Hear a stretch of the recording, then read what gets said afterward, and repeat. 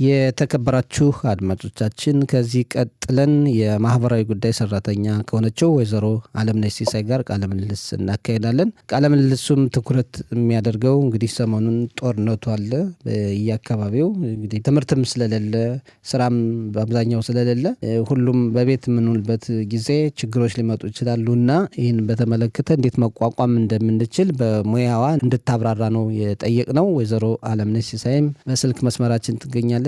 ጤና ይስጥልን። እንደምን አለሽ ወይዘሮ አለምነሽ? ሰላም ሰጠኝ። እንደምን አላችሁ? እኛ ደህና ነን። እንዴት ነው ሰሜን እስራኤል ነው ያለሽና እንዴት ነው እየተቋቋማችሁ ያለው ይህን ጦርነት? ያው እንግዲህ ሰሞኑን ባለው ያው ደህና ነኝ እላለሁ። ባለው በጦርነት ሁኔታ ከስራም ጋር ከቤተሰብ ጋርም ሆነን እንግዲህ እየተቋቋምነው ነው ብዬ ነው የማስበው። ችግሮቹ በስራም በኩል ሆነ በቤተሰብ ውስጥም በኩል ሆነ ትንሽ አንዳንድ ቦታ የተጠናከሩ ቦታዎች አሉ።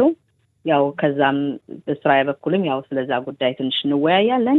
እንግዲህ በእግዚአብሔር እርዳታ ቶሎ ያልቃል ብዬ አምናለሁ። እስከዛው ድረስ ባለው ትንሽ ላይ ዛሬ ያው ይሄን ነገር ትንሽ ለመጥቀስ ጋብዘኛል። መጀመሪያ በጣም አመሰግናለሁ።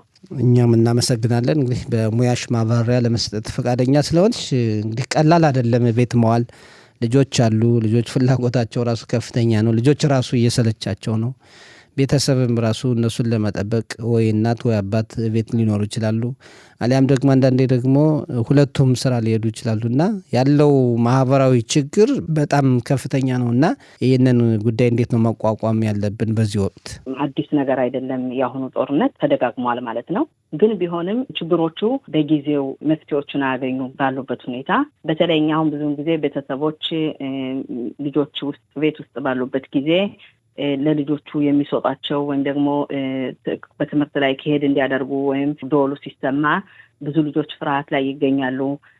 ቤተሰብ ከሌላ ልጆች ጋር ካሉ አንደኛው ልጅ ስሜታዊ የሆነ ልጅ ላያዩ ይችላሉ። እኔ በእናትነቴ መጀመሪያ እኔ ራሴ ደነግጣለሁ ሲደውል ማለት ነው። ከዛ የራሴን ድንጋጤ ከተቋቋምኩ በኋላ ነው ወደ ልጆቼ ሄጄ ልጆችን ማየት የምችለው ማለት ነው።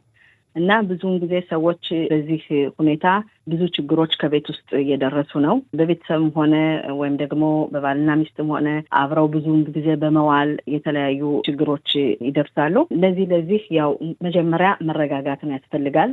አንደኛ ለልጆቹ መስጠት ወይም ደግሞ መለገስ ያለብን ምክር ነገሮቹ እንደሚያልፉና በትዕግስት መጠበቅ እንዳለብን እና ተስፋ የሆነ ታሪክ መተረክ አለብን ማለት ነው። ማለት ብዙውን ጊዜ ሀዳሾት ወይም ደግሞ ዜና ከፍቶ ቴሌቪዥኑ ከፍቶ መዋል ለልጆቹ ማሳየት ይሄ በጣም ልጆቹን ስሜታቸውን ሊጎዳ ይችላል። ግን ደወል ሲደወል ወይም ደግሞ ራኬት ወደቀ ወይም እንደዚህ ሆነ ሲባል ስለዚህ ጉዳይ መወያየትና ማውራት ያስፈልጋል። ዝም በሉ ማለት አያስፈልግም። ማለት ብዙውን ጊዜ በእኛ በሀበሻ ባህል አትናገሩ ወይም ደግሞ እንደዚህ አትበሉ ከኛ ጋር አይደለም ወይም በጣም ጩኸት ያለው አካባቢ ወድቀው ከሆነ ከኛ ጋር አይደለም የሚባል እንትን አለ።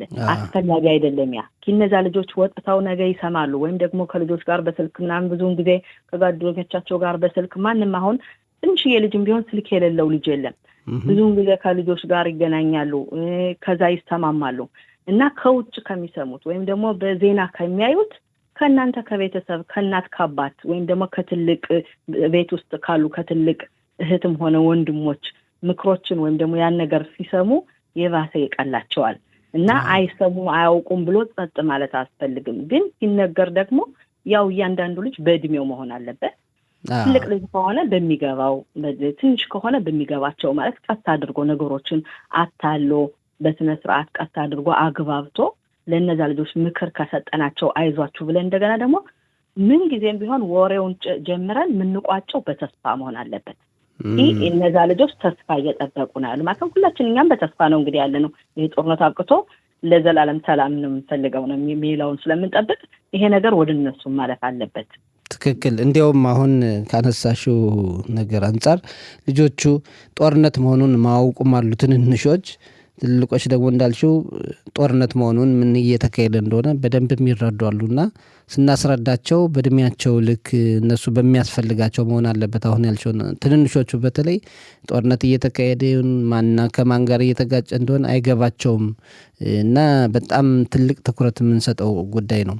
አዎ የግዴታ አሜሪካ ይሄን ያህል ቦምብ ጣለች ወይም ደግሞ እስራኤል ይሄን ቦታ አጠፋች የሚለውን ቁጥር ገብተን ይሄ ነው ባንልም ጦርነት እንደተካሄደ መሆኑ እና ደግሞ ብዙውን ጊዜ የኛ ወታደሮች በጣም ጎበዝ መሆናቸውን አሁን ብዙውን ጊዜ ብዙ ልጆች አሉ ወንድሞቻቸው አባቶቻቸውም ሆነ በውትድርና በብሔራዊ አገልግሎትም ሆነ ወይም ደግሞ በሚሊዮን ተጻፈው ይሄዳሉ እና አለማወቅ በጣም ከባድ ነው ማለት ዕውቀት ጉልበት ነው ማለት እነዛ ልጆች ዕውቀቱ ካላቸው ጉልበቱ ይኖራቸዋል አለማወቅ ግን ብዙውን ጊዜ ውስጣቸውን ስለማያብሰለስላቸው ይሄ ነገር አሁን ሳይሆን የልጆችን የስለንቦና ጭንቀት ወይም ደግሞ ጉዳት ወይም ጭቆና የሚደርስባቸው አሁን አያሳዩም ብዙውን ጊዜ የሚያሳዩ ቆይቶ ነው ከቆየ በኋላ ሊታይ ይችላል ግን ነገሮቹን ልጆች ላይ ጭቆና ወይም ደግሞ ጉዳት እንዳይደርስ ይሄን ነገር በስነ ስርዓት ማብራራቱ ጥሩ ነው ራሱ ህፃን ልጅም ቢሆን አሁን ለምሳሌ የ1 ዓመት ህፃን ወይም የ2 ዓመት ህፃን ቢሆን ያው ሲጮህ ላጣርገው እየበላም ሊሆን ይችላል እየታጠበም ሊሆን ይችላል ማለት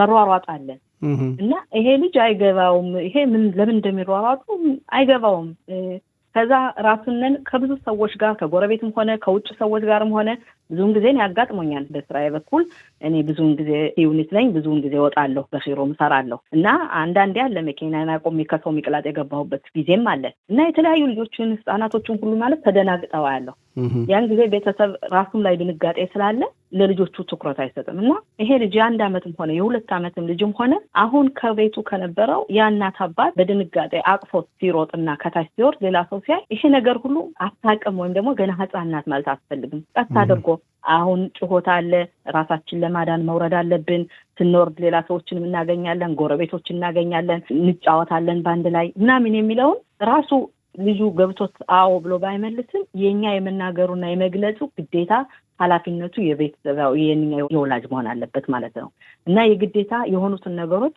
ማሳወቅ አለብን ለልጆች ዝም ካልናቸው መቼ እንደማያልቅም ሊያውቁ አይችሉም ይሄ ነገር እንደሚቀጥልም ሊያውቁ አይችሉም እና ውስጣቸውን እየጎዳቸው ነው ማለት ነው ከውስጣቸው ካላቸው ታሪክ ደግሞ እነሱ እንዲያሳትፉ ጊዜ መስጠት አለ ብዙውን ጊዜ አሁን ከአዛካ ወይም ደግሞ ወጥተ እንደዛ ብለን ጨዋታዎችን ከቤት ውስጥ ያሉ ጨዋታዎችን መጫወት እንደገና ደግሞ አስፈላጊ ሆኖት ልጆቹን ከክፍል ገብተው ዝም ብለው ስልካቸውን ዝም ሲሉ ዝም አትበሉ ገብታችሁ ውስጣቸው ማየት ምን እንደሚያዩ መመልከት አለባችሁ ከማን ጋር እንደሚያወሩ እና አሁን ነው ከቤታችን አሉ ስንል ብዙውን ጊዜ የምናስበው ከውጭ ነው አይደል ጥቃት የሚደርሳል የልጅ ጥቃት ይደርሳል ብለን የምናስበው ከውጭ ባሉ ጉዳዮች ናቸው ግን ብዙ ጉዳቶች የሚደርሱ ደግሞ ከቤት ውስጥ ባሉ ጥቃቶች ናቸው ማለት ከቤት ውስጥ ያሉ ጥቃቶች አሁን ባለነው ጊዜ በአለም ውስጥ የመገናኛ አውታር በጣም በሰለጠነበት ጊዜ ብዙ ነገሮች ይሆናሉ እና ልጆች የሚያዩትን በትክክል ማየት አለብን ምን እንደሚያዩ መሳተፍ አለብን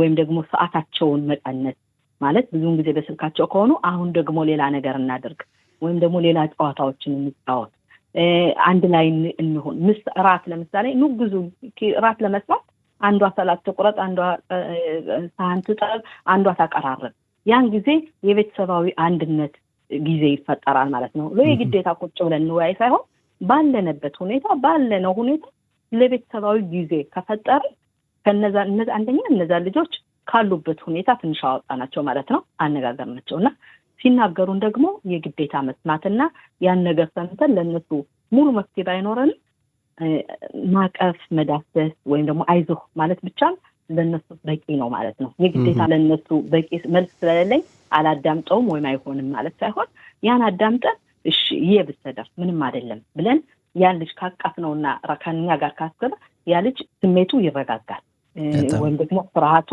ትንሽ ይወርዳል ማለት ነው በጣም ጥሩ ምክር ነው ትልልቁ ሰዎች አሁን ለምሳሌ ብዙ ጊዜ በዜና አውታሮች ተጠምደን እንቅልፍ የምናጣበት ሁኔታ አለ እንደገናም ደግሞ እንተኛ ስንል ራሱ አዛካው ያስነሳናል እና የተለያዩ ቀውሶችንም የሚያመጣበት ሁኔታ አለና እንደው ለትልልቁ ሰውስ የሚሆን ምክር ካለ በእውነት አሁን ያለንበት ጦርነት እኔ በጣም ከባድ ነው እኔም አሁን ይሄን ስነግርህ በሙያዬ ሁኔታ በተማርኩት ወይም ደግሞ በማሳየው ሁኔታ ስነግርህ ብዙውን ጊዜ ለራሴ የምመክረው ምክር ነው ማለት ነው አንደኛ በእናትነቴ ሁለተኛ ደግሞ ያው በራስነቴ ለራሴ በጣም ፈራለሁ ስወጣ ከስራ ስመለስ ስገባ ወይም ደግሞ እንደዚሁ እንቅልፍ አቋርጠን ዙረን መልሰን መተኛት ሲያክተን ብዙውን ጊዜ ትልቆች ሰዎች ብተኛም ቅጥቃጤ ነው አሁን ከሆነ አልተኛም ምናምን ብለው የሚያወሩም ሰዎች አሉ እንግዲህ ይሄ አካባቢ ካሉት ሰዎች የምሰማው ነው ያው ልጆቻችን ወይም ደግሞ አካባቢያችን ለማረጋጋት መጀመሪያ ራሳችን መረጋጋት ይጠበቅብናል ማለት ነው ይሄ ነገር ስል ደግሞ አንደኛ ዋናው ነገር የሚረዳን ከፕሮግራማችን አረማረቅ ለምሳሌ የምናደርጋቸው የነበራቸውን ጧት ተነስተን ቡና ምናፈላ ከሆነ ቤት ውስጥ ያችን ቡና አፍልተን ለትልቆቹ በተለይ ለትልቆቹ ሰዎች ሴደሪዮም ማለት ነው። ሴደሪዮም ማለት የቀኑን እንትናችን መጠበቅ አለብን። የምናደርጋቸውን ጥሩ የምናደርጋቸው ነገሮች መጠበቅ አለባቸው። ምሳ ሰዓታችን መጠበቅ አለበት። የምናደርጋቸው አንዳንድ የተለያዩ ፕሮግራሞች ከቤት ውስጥ ያሉ ፕሮግራሞች መጠበቅ አለበት። አስፈላጊ ከሆነ ትንሽ ጸጥታ ካለ ትንሽ ወጠን ዞር ማለት አየር ተቀብለን ንፋስ ተቀብለን መመለስ አለብን በጥንቃቄ ማለት ነው። እንግዲህ ያው የፒኩድ አወሬት የሚሰጠውን አንሃያ በመመልከት ነው እንግዲህ ስንወጣም ስንገባ መሆን አለበት። እነዛን ነገሮች በየቀኑ የምናደርጋቸውን ነገሮች ለመጠበቅ ሌላ ምንድን ነው የምላቸው አሁን ልጆቹን የግዴታ ተነስተው ፊታቸውን ታጥበው ምን ብለው ልብሳቸውን መቀየር አለባቸው። በፒጃማ መዋል የለባቸው። ልብሳቸውን መቀየር አለባቸው። ቤት ነን ብለን ራሳችን እንትን ማለት የለብንም። ከዛ መውጣት አለብንና የምናደርጋቸውን ነገሮች አቋሙን መጠበቅ ያን ስንጠብቅ ይረዳናል። ሰዓቱ የሚያልፈው ሰዓት እንደገና ደግሞ ጸጥ ባለ ጊዜ ቀንም ሆነ እንቅልፍ ካስፈለገ 1 ሰዓትን ብትሆን ገብተን ከተኛን ራሳችን አረጋጋን ማለት ነው። መመገብ፣ ውሃ መጠጣት በሰዓት ምግብ በሰዓታችን መመገብ አለብን። አዛካው ካበቃ ወይም ደግሞ ጩኸቱ ካበቃ በኋላ ዙረን ተመልሰን የምናደርጋቸውን ነገሮች ፕሮግራሞች ያው በዛ ስንቀጥል ያ ነገር ጫና ብዙ አበዛብንም ማለት ነው። እንግዲህ ሐሳባችን ሌላ ቦታ አይበታተንም ማለት ነው። ሐሳብ ከሌላ ቦታ ሲበታተን ነው እንግዲህ ብዙውን ጊዜ ጭንቀት የሚያመጣ ነገሮችን ያው እንግዲህ ሽግራት ሴሩም ይባላል። ሴሩም ያው የያዝነው አሁን ነው። ሽግራ ያው የሁል ጊዜ ኑሯችን የምናደርገው ነው እና በአንድ ላይ ሴሩሙንም ሽግራውንም ሁለቱንም እንግዲህ በአማርኛ ብዙ ለመተርጎም እንግዲህ ልክ ነው። በአደጋ ጊዜ በፊት ስናደርግ የነበረውን እንቅስቃሴ ሁለቱንም ይዘን ራሳችንም አደጋውን እንዳይደርስብን መጠበቅ አለብን። በሌላ በኩል ደግሞ የዕለት ከዕለት እንቅስቃሴያችን ማከናወን አለብን ነው። በጣም ትልቅ ነገር ነው እና እንግዲህ ይህን እናድርግ። በጣም ጥሩ ምክር ነው። የምትጨምሪው ነገር ካለ? ያው የምጨምረው ነገር አንደኛ ይሄ ቶሎ አልፎ እንግዲህ ነበር ብለን ለማውራት ያብቃነምል። ራሳችሁን ጠብቁ፣ ልጆቻችሁን ጠብቁ። እንደገና ደግሞ የሆነ አስጊ ነገር ካያችሁ ደግሞ ተማከሩ። አስተማሪ አሁን ብዙ ጊዜ አስተማሪዎች ጋርም በዙምም ሆነ በምንም ሆነ ከልጆች ጋር ይነጋገራሉ። የተለያዩ የምስራዳ ኺኑኽ ፕሮግራሞች ይላካሉ፣ ትምህርቶች ምናምን ይሰጣሉ። ከነዛ አንዳንድ አስፈላጊ የሆኑ ነገሮች ስለማይጠፉ እነዛን ነገሮች መከታተሉ በጣም ጥሩ ነው ብዬ አስባለሁ። ሌላው ደግሞ ጊዜያችን የምናሳልፍበት ለምሳሌ ጥሩ ነገር እንደው ሁል ጊዜ ቀኑን በሙሉ በዜና ላይ ምን ሆነ ከምንል አንዳንድ ጊዜ የሚያዝናኑ ነገሮች አሁን ሞልተዋል። ኢንተርኔት አልተቋረጠም በመላ ሀገሪቱ እንዳለ ነው እና በዛ ጊዜ የምናሳልፍበት ማንበብ የሚችል ማንበብ፣ ፊልሞችን ማየት የሚችል እንደዚህ አይነት ጥሩ ያግዛል ይመስለኛል። እንግዲህ መጨመር ካለ ብዙ ነገሮችን ማድረግ ይቻላል። ውስጥ ልጆች ጋር ሙዚቃ ከፍቶ መጨፈር ይቻላል። እነዚህ ነገሮች ስሜታችን የሚያስታቱ ነገሮች ማድረግ ለኛም ለቤተሰቦቻችንም ጥሩ ነገሮች ናቸው። ስለዚህ የግዴታ ከዛ ምን ሆነ ብለን ከመጨነቅ ነገሮችን ሁሉ ከኛ ከቤተሰባችን ውስጥ ማለት ከውጭ ያለው ነገር በእኛ ላይ አይደለም፣ እኛ ማወቅ ወይም ደግሞ ማድረግ የምንችለው አይደለም። ከቤታችን ውስጥ ያሉ ነገሮች ግና የኛ በሽሊታ ማለት ነው። ማለት በእኛ ኃላፊነት ወይም ደግሞ በእኛ ችሎታ ስላሉ መለወጥም ማድረግም ብዙ ነገሮችን መወሰን የምንችልባቸው ስለሆኑ አሁን እንዳልከው ብዙ ነገሮችን በመጠቀም ነገሮችን ማቅለል ይቻላል። ጥሩ የማህበራዊ ጉዳይ ሰራተኛ ወይዘሮ አለምነሽ ሲሳይ ለሰጠሽን ሙያዊ ማብራሪያ በጣም ነው የምናመሰግን። ሰላሙን ያምጣልን። ሰላም ጊዜ እንመኛለን። ቀላል አይደለም ለሁላችንም። አሜን። ለሁላችንም እናመሰግናለን። እናመሰግናለን። ቻው።